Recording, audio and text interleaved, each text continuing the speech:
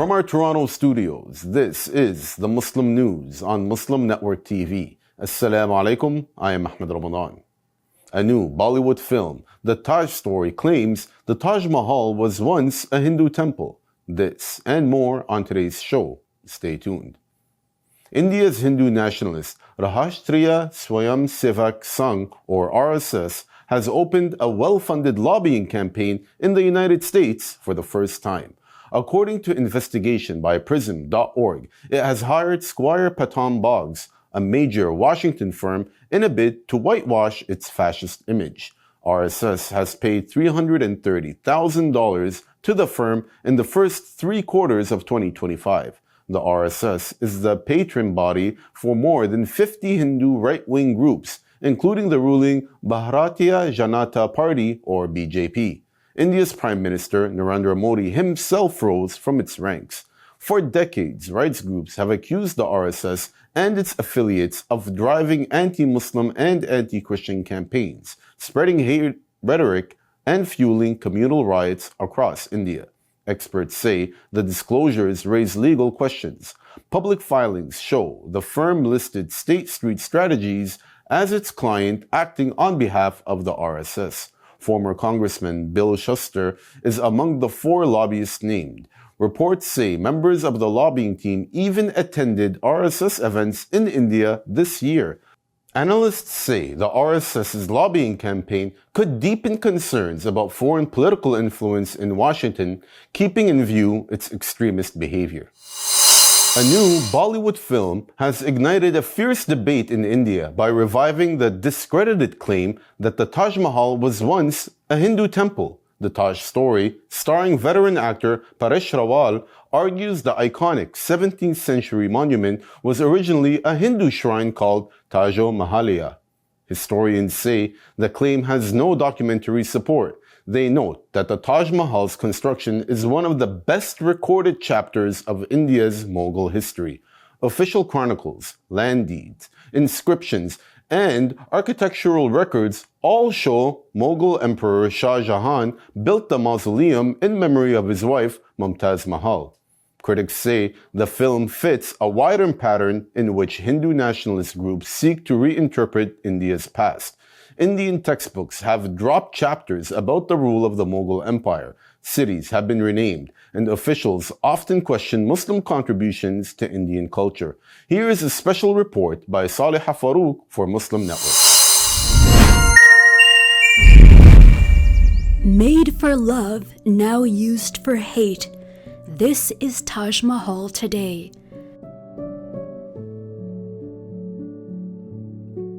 A symbol of love by a Muslim king of India is now being used for hatred against Muslims. Jai Sri Ram! Jai Sri Ram! It is a masterpiece made by 20,000 artisans. It is a priceless monument of love for one's wife. It attracts more than 7 million visitors a year. In 2007, it was declared a winner of the new 7 Wonders of the World initiative. UNESCO, while designating it as a World Heritage Site in 1983, called it the jewel of Muslim art in India and one of the most universally admired masterpieces of the world's heritage. But now the far-right Hindu extremists are targeting it. The ruling BJP party's Vinay Katiyar in 2017 claimed that the 17th century monument was built by destroying a Hindu temple called Taj Mahal, and it housed a Shiva Linga. Linga means penis, which is worshipped in India. BJP RSS activists and militias have destroyed the 500-year-old Babri Mosque, claiming it was the birthplace of another Hindu god Rama. Now they are attacking another mosque, calling it a birthplace of Krishna. But that is not enough. Extremists among the Hindutva militancy even call the Kaaba, the holy site of Mecca, to be a Hindu temple.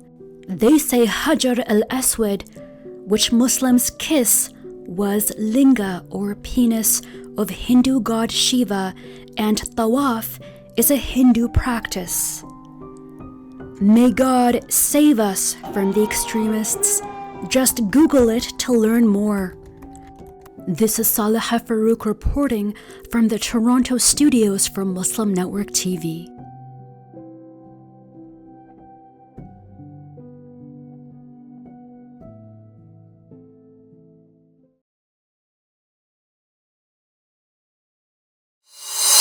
A coalition of Jewish groups is criticizing the Anti-Defamation League, or ADL, for launching the Mamdani Monitor, a project targeting New York City Mayor-elect Zohran Mamdani. They call it blatant Islamophobia and say it harms efforts to fight hate in the city. ADL is a US-based organization that lobbies for Israel. The ADL announced the tracker soon after Mamdani's win. Jewish signatories say the tracker unfairly targets Mamdani because he is Muslim and outspoken on Palestinian rights. Former Human Rights Watch head Kenneth Roth also called the ADL's tracker fear-mongering and discriminatory. President Donald Trump has signed a short-term funding bill that ends the 43-day government shutdown, the longest in American history. He approved the measure at the White House and blamed Democrats for the crisis. He said they created the shutdown for political reasons and caused massive harm. The bill funds federal agencies at previous levels until January 30 and also restores workers who were dismissed during the shutdown. The House passed the agreement earlier in the day by 222 to 209. The Senate approved it on Monday. The shutdown began October 1st after talks collapsed over spending priorities. Thousands of federal workers went without pay and key services were disrupted. Air travel saw major delays because of staffing shortages. Food assistance programs also were hit. Democrats have pushed for more health care and subsidies and reversal of Medicaid cuts, but those demands were not met. Trump said he now plans to propose a new health care plan. The House will vote next week on a bill ordering the Justice Department to release all Jeffrey Epstein case files. Speaker Mike Johnson confirmed the plan after Democrats secured the final signature needed to force the vote. Johnson said committees are working nonstop. He signaled the House will move quickly. Republican pressure is rising. Lawmakers like Thomas Massie and Marjorie Taylor Greene are demanding full disclosure. Some Republicans fear looking like they are protecting pedophiles. Representative Tim Burchett urged leaders to stop delaying. He said the bill should go straight to the floor so people can decide. The push intensified as lawmakers returned from recess. The new batch of 20,000 pages released this week includes emails in which Epstein mentions former President Donald Trump. Epstein allegedly died by suicide in federal custody in 2019. His associate, Ghislaine Maxwell, is serving time for his sex trafficking. A federal judge has ordered the release of 615 people detained in Illinois under the Trump administration's immigration crackdown. The ruling came from U.S. District Judge Jeffrey Cummings, who said the detainees do not face mandatory detention and are not considered a threat. The arrests were part of an Operation Midway Blitz, a major ICE sweep that began in June. Rights groups say more than 3,000 people have been detained since then. Lawyers from the ACLU and the National Immigration Justice Center say many gave up fighting their cases and left the country. Cummings ordered all 615 people released by November 21st. Lawyers say many are scattered across the country and must be located first. They also accuse ICE of violating a 2022 agreement on warrantless arrest in the Chicago area. The Department of Homeland Security called the ruling dangerous. It has not said yet whether it will appeal. A group of Muslim teenagers in Texas was harassed while praying outdoors. Details coming up after the break.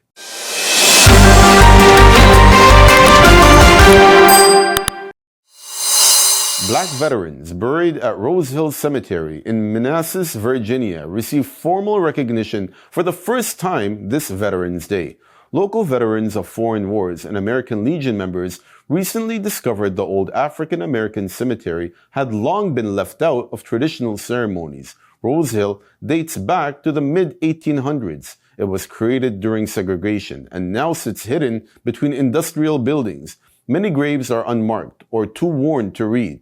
Volunteers were shocked to learn how many veterans had been rested there without acknowledgement. This year, they placed flags on known graves and raised funds for a new memorial bench dedicated to all Black service members buried at the site. Leaders say the tribute is overdue. They promise to return on every major holiday with flags and wreaths. They hope the renewed attention will help families identify the many veterans whose names remain unknown. A group of Muslim teenagers in Texas were harassed while praying outdoors, prompting widespread concern after video of the incident surfaced online. The footage shows a man circling the teens, shouting anti-Muslim slurs and mocking their prayer. He steps into their personal space, places his hand over their heads, and tells them they need Jesus. Despite the intimidation, the teenagers stayed calm and continued praying. Viewers online have praised their composure and called the behavior of the man disturbing and dangerous. Community members say the episode reflects a rise in hostile acts targeting Muslims across the country.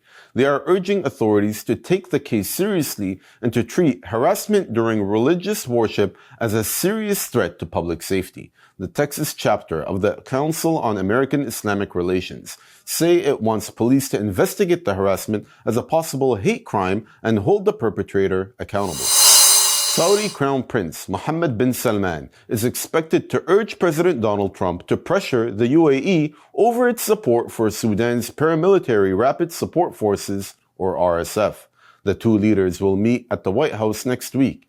The move follows a call between the Crown Prince and Sudan's Army Chief, General Abdel Fattah al-Burhan. Burhan told him the war cannot end without U.S. pressure on the UAE. The RSF recently seized Al-Fashir city, where fighters have been accused of rape and mass killings. The UAE has denied backing the RSF, but it is widely accused of supplying the group through routes in Libya, Chad, and Somalia. Saudi and UAE-linked social media accounts are already clashing online, pushing rival narratives about the conflict. Saudi Arabia favors the Sudanese army, while the UAE backs the RSF. The war has displaced nearly 13 million people since April 2023, with both sides accused of war crimes. Dozens of displaced Palestinians from the Nur Shams refugee camp marched on Wednesday. The camp sits on the eastern side of Tul Karam, a major city in the northern West Bank close to the boundary with Israel.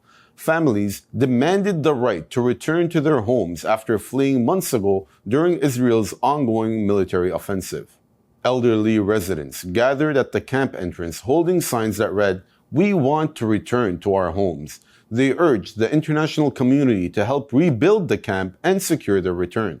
Israeli forces tightened their cordon around the area. Soldiers set up new checkpoints and blocked Palestinians from approaching. Displaced women described deep exhaustion. One called the protest a cry of anger and injustice. Another said they have been away for 10 months and are ready to rebuild their destroyed homes themselves. Israel's offensive, which began in January, has destroyed hundreds of homes and displaced more than 50,000 people. The crisis has worsened since Israel's genocide in Gaza began in 2023. Palestinian groups condemned the Israeli killing of 2 children near Al Khalil or Hebron, seen as the escalation of Israeli violence across the occupied West Bank. Meanwhile, illegal Israeli settlers set fire to several Palestinian trucks near Tul Karam on Wednesday. The attack happened in an industrial area close to Beit Lid in the occupied West Bank. Wafa reports the settlers burned 4 trucks inside a factory compound. The footage shows charred vehicles and heavy damage across the yard. Factory director Munjid Al-Junaidi spoke at the site. He says more than 150 settlers took part in the attack, with about 70 entering the courtyard. He says they burned delivery trucks, staff cars, and products stored inside. The factory continued operating with backup vehicles. Residents say the assault caused major financial losses and left workers anxious as settler raids spread across the West Bank. Prosecutors in Milan, Italy have launched an investigation into claims that Italian citizens paid Bosnian Serb soldiers to shoot civilians during the siege of Sarajevo in the 1990s. More than 10,000 people were killed during the 4-year siege, snipers targeting residents at random, turning routes like Misha Selimovic Boulevard into the notorious Sniper Alley. Even crossing the street became deadly. Italian writer Ezio Gavazzini has filed a complaint after researching old reports and watching the 2022 documentary Sarajevo Safari. The documentary includes testimonies alleging groups from Western countries were taken to the hills around Sarajevo to fire at civilians for sport. Gavazzini says many Italians were involved alongside individuals from Germany, France, and the UK. He claims they paid large sums and met at Trieste and were escorted through Belgrade to sniper positions. Prosecutors led by Alessandro Gobbi are now examining possible charges of aggravated voluntary murder. The investigations are backed by evidence from Gavazzini and former Sarajevo Mayor Benjamina Karic. Chinese and American scientists have found a way to extract rare earth minerals from living plants. They say it could be a major step towards cleaner and safer metal mining. The study was carried out by the Guangzhou Institute of Geochemistry and Virginia Tech. Researchers tested hyperaccumulator plants which naturally store high levels of metals. They discovered nanoscale monazite inside the plants, a rare earth phosphate mineral normally formed deep. Scientists say the plants can hold metals at levels hundreds or even thousands of times higher than the surrounding soil. The team believes this supports the future of phytomining. They propose growing these plants on metal-rich land and recovering rare earth elements after harvest. They say the method could both clean polluted soil and provide a greener source of valuable minerals. That's all from our Toronto studios. Thank you for watching Muslim News. We are a community channel dedicated to bringing you stories you can trust. Please like, share, and subscribe to our channel. You can also comment to let us know what you think of our content. You can donate now by visiting muslimnetwork.tv/donate. For more content, keep watching Muslim Network TV. Salam.